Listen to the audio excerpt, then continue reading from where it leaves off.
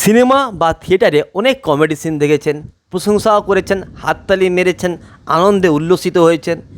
এমনই একটি comedy scene দেখতে পাওয়া গেল এবার ক্রিকেটের ময়দানে এমনই একটি কমেডি সিন করে দেখালেন আফগানিস্তানের ক্রিকেটার গুলবাদিন নাইব, যে কমেডি সিন দেখে ক্রিকেট প্রেমীরা হাসতে হাসতে লুটিয়ে পড়লেন মাটিতে। আফগানিস্তানের কাছে বাংলাদেশ ম্যাচটা ছিল অত্যন্ত গুরুত্বপূর্ণ। এই ম্যাচটা জিতে তারা বিশ্বকাপের সেমিফাইনালে প্রথমবারের মতো প্রবেশ করেছে। তবে ম্যাচে সবথেকে বেশি সমস্যায় ফেলেছে বৃষ্টি।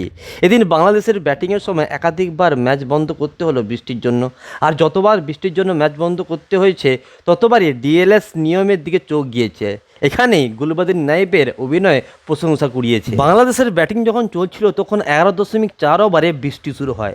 তবে সেই সময় বৃষ্টির যা গতি ছিল তাতে ম্যাচ চলতো। দেখা যায় তখন মাঠের বাইরে থেকে আফগানিস্তানের কোচ জোনাথন ট্রট খেলোয়াড়দের দিকে ইশারা করে খেলার গতি কমানোর পরামর্শ দেন। জোনাথন ট্রটের থেকে নির্দেশ পাওয়ার পর পায়ের হ্যামস্ট্রিং ধরে মাটিতে শুয়ে পড়েন গুলবাদিন নাইব। ফিজিও আসেন মাঠে। কিছুক্ষণ তার শুশ্রূষা চলার পর শুরু হয় বৃষ্টি এবং দুই দল উঠে যায় মাঠ থেকে। আর তখন আফগানিস্তান বাংলাদেশের থেকে ডিএলএস মেথড অনুযায়ী 2 রানে এগিয়ে ছিল। বৃষ্টি থেমে গেলে আবারও খেলা শুরু হয়। বোলিং করতে আসেন গুলবাদিন নাইব এবং গুলবাদিন নাইব বোলিং করে আউট করে দেন বাংলাদেশি ব্যাটসম্যান তানজিম হাসান সাকিবকে। অন্যদিকে যখন ম্যাচটা অবশেষে জিতে যায় আফগানিস্তান, ম্যাচ শেষে দুরন্ত গতিতে ছুটতে দেখা যায় গুলবাদিন নাইবকে। এই দৃশ্য থেকে ক্রিকেট প্রেমীরা হাসতে হাসতে মাটিতে লুটিয়ে পড়েন।